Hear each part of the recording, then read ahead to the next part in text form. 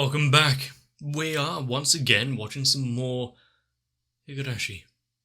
Things aren't exactly going smoothly. Shion and Mion having a little family dispute. The head of the family also falling upon rough times, needing a much needed extra long nap. But whether the curse itself is manifesting and making its way through the cast is one thing. Exactly how and who chooses victims and how they're apprehended and taken off, carted to the great beyond, is still a mystery. But if things keep playing out like they are, we're in for some rough times. Is anything going to change course? Are we going to understand any more tidbits of information? Am I going to make it through this one without being utterly confused? We'll have to see. So strap in and let's begin.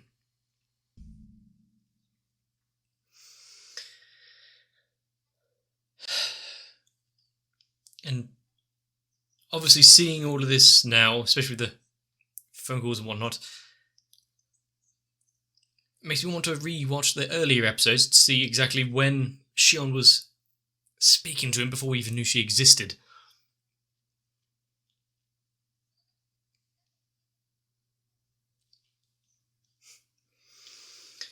Now, filling him in bits and pieces of what he might need.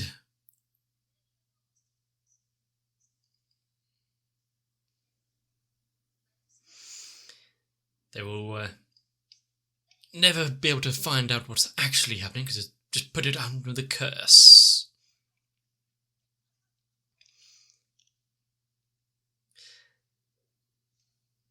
Is he going to be able to find any information there to catch the culprits? No luck catching them killers then?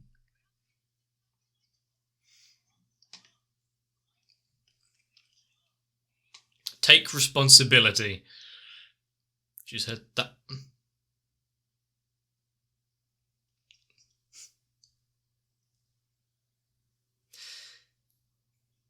I mean, it might be melting, but she's not exactly trying to finish it quickly or worry about the drips. He's still missing.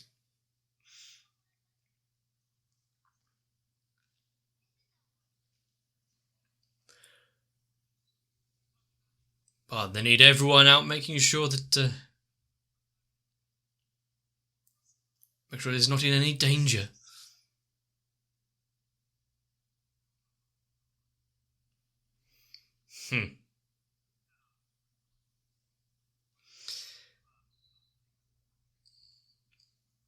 You do that. I don't think they'll be finding him anytime soon, though.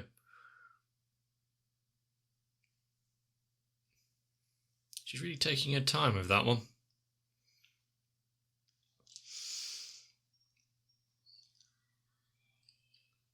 But also was the case of sending them all out searching for him to get people out of the way?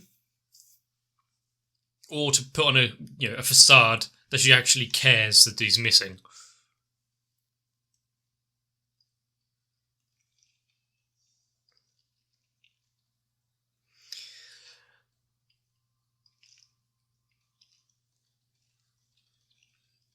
Still the question of why she was stuffed in a barrel and set on fire.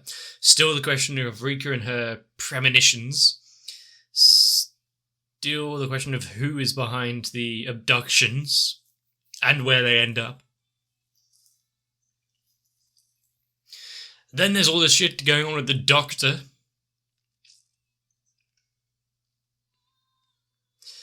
So many things to resolve, so little amount of episodes left to do it in this season.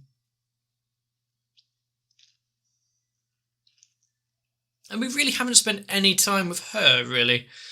Past the first iteration, she hasn't really had too much of an impact.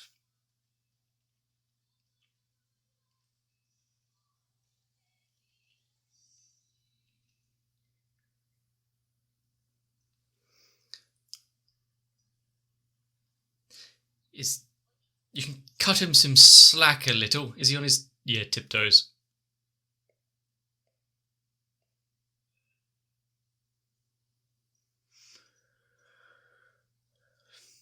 I mean, yeah, it might sort his back out a little.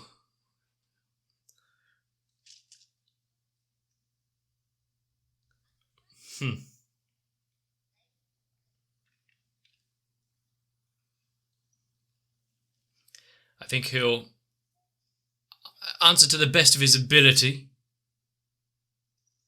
But a quick drop.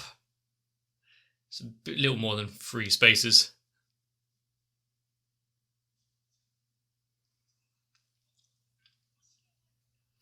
Not quite what she was looking for.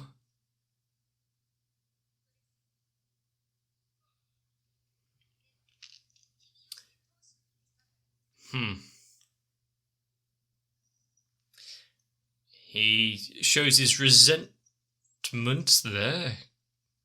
Is that a bit... Oh, he's just sitting up.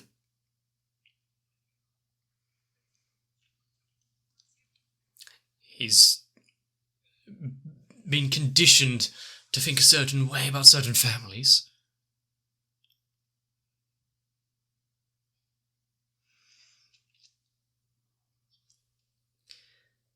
There's a possibility. Likely though he's unlikely to be alive.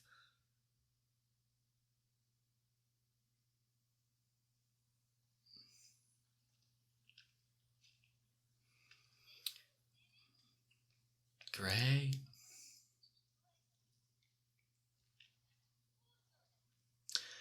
Something that he couldn't change or was in any control of.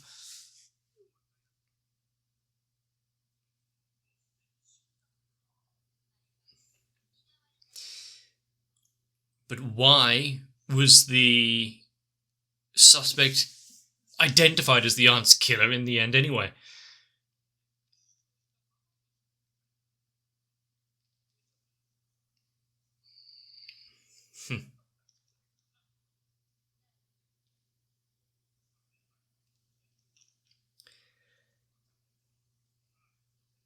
So they're just pawns in all of this.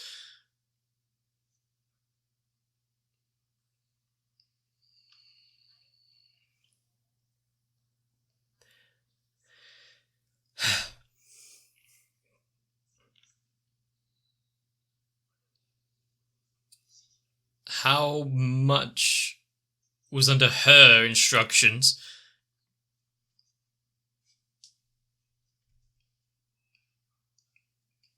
What else does he know that may be useful?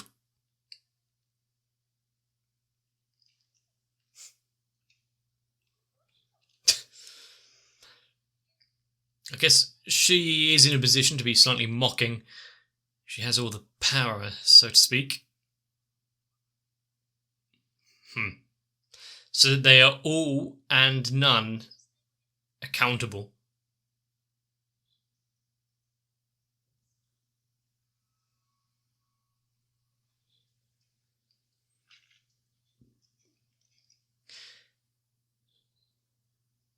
Did she not think of having a look around to see what else is around here in the crypt, little dungeon? And peering off the edge, are we looking down the well as well?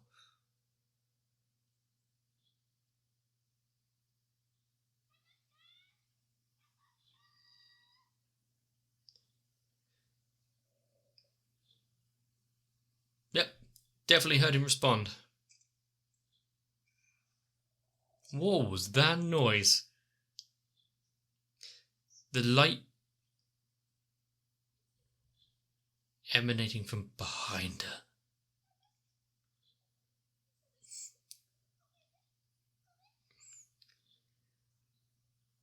Oh no. In her desire to see him, is she now just conversing with her shadow, her inner thoughts? Yeah.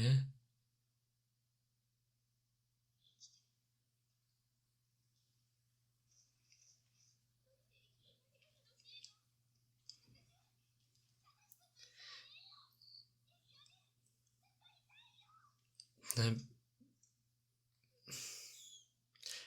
if she reaches out too far, she might be joining him, but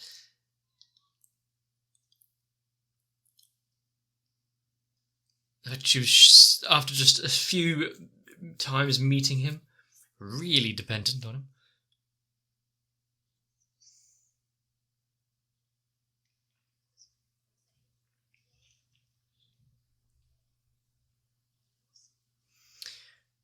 She would have stopped it. At least asked, yeah.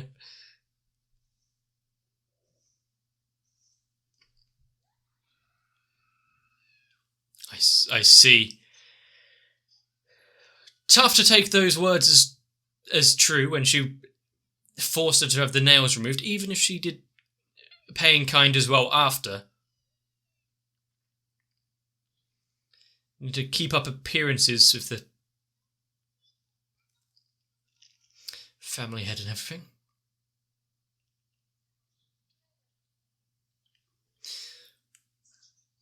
What's wrong with 3 in the morning? Oh.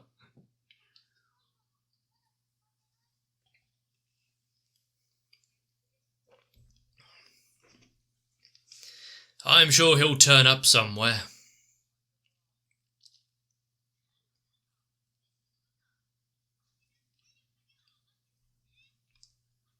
Ha ha ha.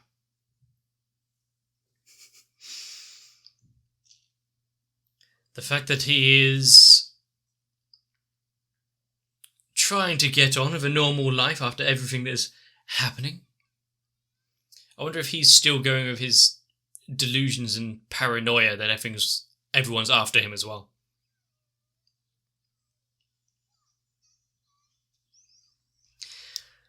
And then you can have scenes like that amidst it all.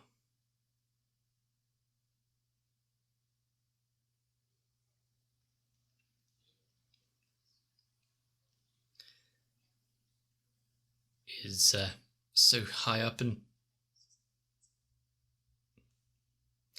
But anything's possible, right? You need to exhaust every avenue.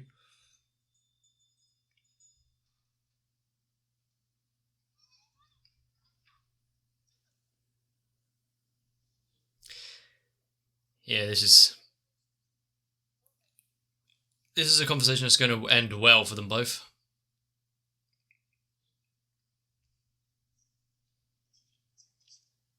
So she is part of it.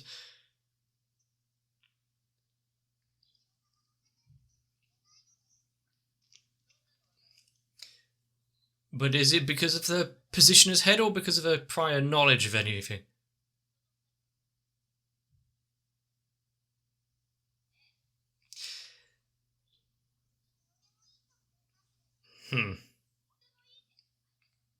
It's not like she can have any chance of changing things.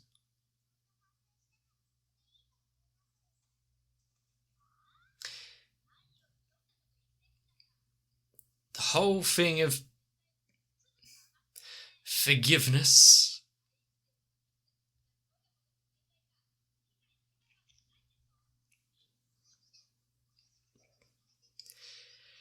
But is she... She's not as bloodthirsty as the family for anyone that is going in there without permission.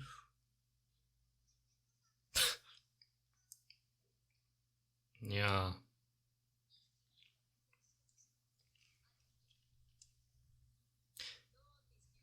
This is a good conversation.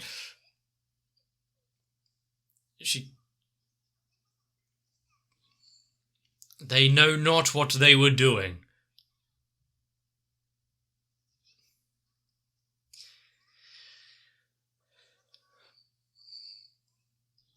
What would there be to be mad about?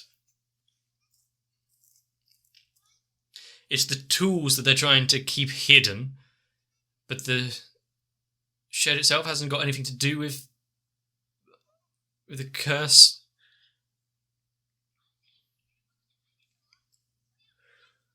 Also, is Oyoshiro annoyed slightly that the statue is still broken?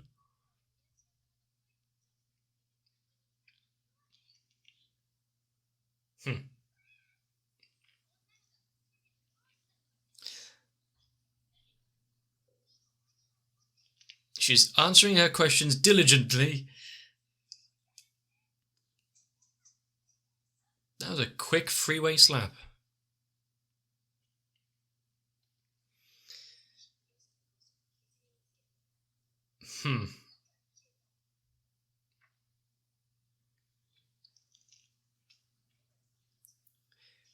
So,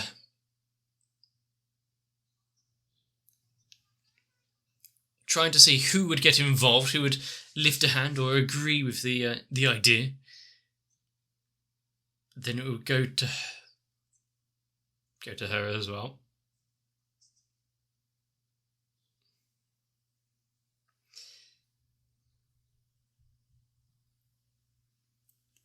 I think in her vehemence to make everyone pay for their crimes, how many people are going to get caught up in it?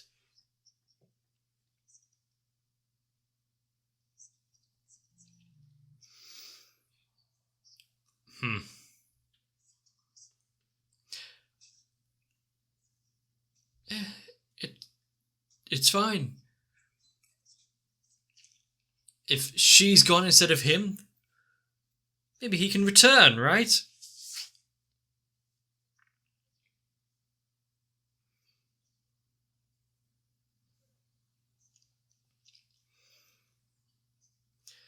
The fact that she's talking so casually about it's fine if a sibling guy dies, they'll just get over it. So she's there.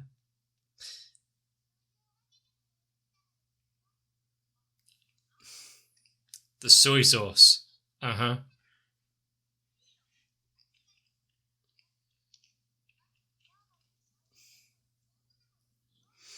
She's a big girl, she can do it herself. We've seen what happens when she's missing soy sauce before, but it seems like a little...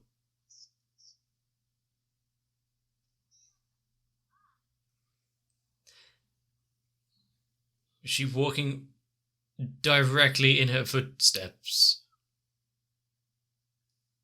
She is her shadow. But then again, she's a child.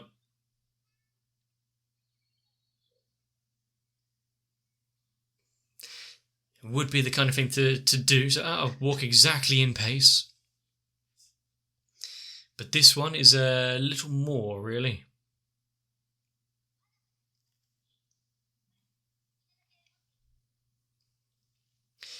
Is this where her straight-laced voice is going to come out? Pepper spray? You might want something that's a little more...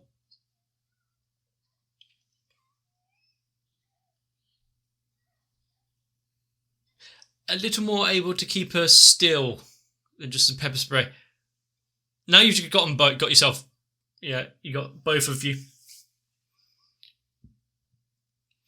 Is this the same syringe that we saw before? Oh no. The standoff. Who wins?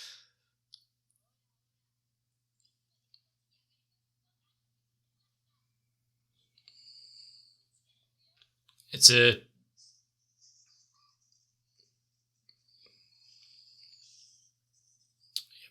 It's a duel, and she used pocket papers to win. Slightly unnecessary, but... What was in that?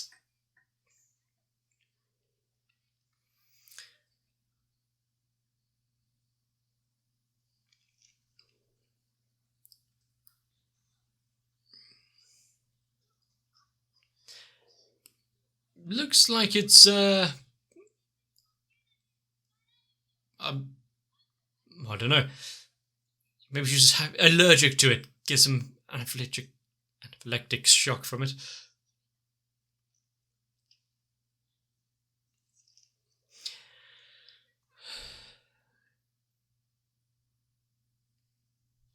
Even though she's losing faculties... Oh, hang on.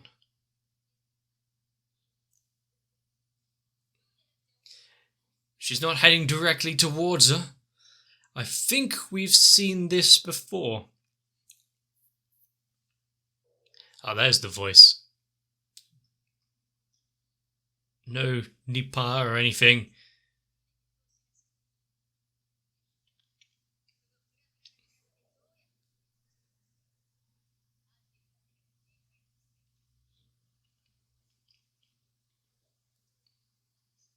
So, not able to... I'd rather leave. Rather than be a plaything, take things into her own hands. This is definitely something we've seen before, isn't it? And now, considering the place and placement of it all, you can't exactly hide this one, can you?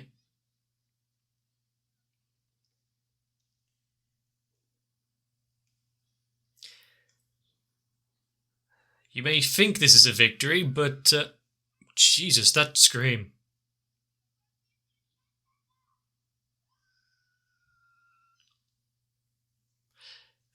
Yeah, just soak it up with some newspapers. Fine.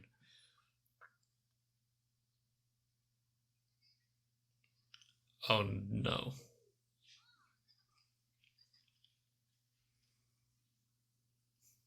It is interesting to see... Oh, that's why we had it played before. See the events played out from a different perspective, a different time and place.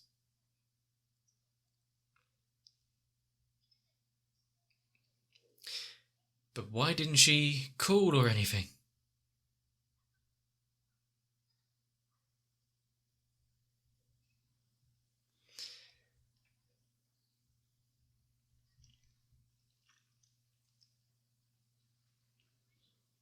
I thought she was just about to put down the phone without even listening to the end of the conversation.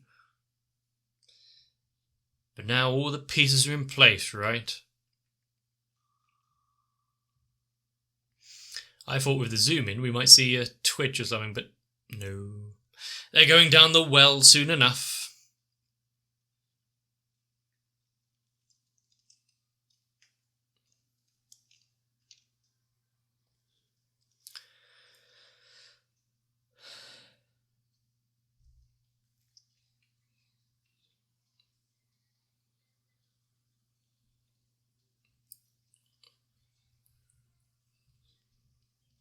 So,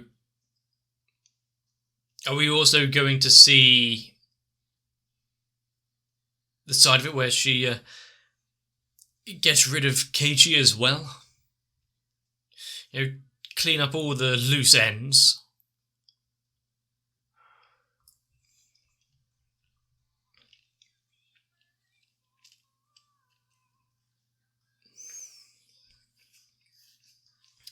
It is interesting to see with the replaying of events. No, I knew it was coming at some point. There. With the replaying of certain events, sometimes it's a completely different story and how things unfold.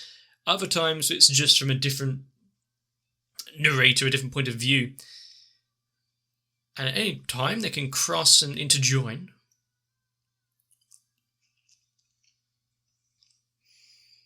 What other ways are we going to see it? Or if what Rika said, is there a way to change events? Get someone from the outside to have a ripple effect on it all. Condemnation.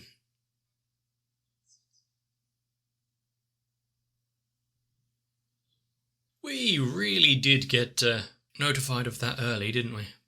Still, there's ways to go rather than being tortured consistently for a while. I suppose it is faster, maybe slightly more preferable. But wow. Knowing that with the events that we've seen before, Sadako's not exactly going to be getting out of this unscathed. Now she's just going to be carrying out the wanton lust for revenge for taking away Satoshi. And considering she is like the one last link in the chain for all of that. Oh no. She's already facing so much, and now this on top? Is it just the show itself, or the rampant stress that everyone's under? But things really go snap to 100 real quick. I mean, escalated fast. Like we have a normal conversation, and then, here comes the crazy. But for the different ways that people understand the curse, some seeing it as just a legend with the village, the Higurashi curse that snatches people away. Others that are dead set on anything bad that happens is somehow connected to the curse. And some families and whatnot using it as a cover for their own misdeeds. The more you see, the less I'm shocked by it. But with all of that said, there's only a little way that I can see this really panning out. I don't think things are changing all too much from how we know it has happened. Maybe we'll get a bit afterwards. But considering the police said before, if it is indeed following that same story, that they found her body down the well, down with the rest of them, considering how she was reaching out to the shadow for Satoshi, I can see her going over the edge. But what really was that afterwards? With the two sisters somewhat interchangeable, is she able just to carry on as though nothing has changed? Is anyone else going to get poured into this crazy little story? And the fact that we're now seeing just how involved the head of the family and the nanny is into everything. All the goings on, she's got some hand in it in one way or another. What she says goes. But is anyone taking it upon themselves a little more? The unwritten rule, no one asks, no one delves too deeply into who is doing things. Everything is just so wily. I don't know where it's going to go. I'm tentative with my excitement, maybe? That might be the wrong word, actually, with what's actually going on. It's like watching a slow train crash. You know it's going to go off the rails and everyone's going to be permanently injured by it, but you can't look away. Plus, somehow there's some chemical spill as well as animals on the track. And a killer running around in the carriages. It's not a straightforward story. I will say some of the... Well, throughout Higurashi, there's been little weird bits with the audio mixing. Like they'd get a little far away from the mic and you can hear it, or they'll turn away and you can hear that as well. But then you've got the sound effects in the background really actually doing quite a lot for this series. Sometimes it's quite subtle, others it's really in your face. I don't know how many times I'm going to say it, but I respect this series for what it's doing. It's deviating so far from normal, conventional kind of storytelling, and I like it. The mystery, though, confusing as hell. Maybe on like a third watch, maybe I'll start to get it. See all the intricate little details that have been sprinkled out like breadcrumbs. But for now, I'm going to take a break. If you enjoyed it, let me know. If you leave a like and a comment down below, it helps out the channel. If you want to do a little bit more, consider subscribing. And then maybe you won't miss future videos coming out. But for now, make sure to get yourselves a bit of rest, so that I can see you in the next one. My patrons are the voices in the shadow, and my salvation in my times of need. And if you would like to try and help the channel, no matter how crestfallen I become, consider joining onto my Patreon as well. And there, alongside Noku, Sao, Guado, Kite, Raywin, Shiran, Tori Jane and everyone else, we may just have a way out of this mess.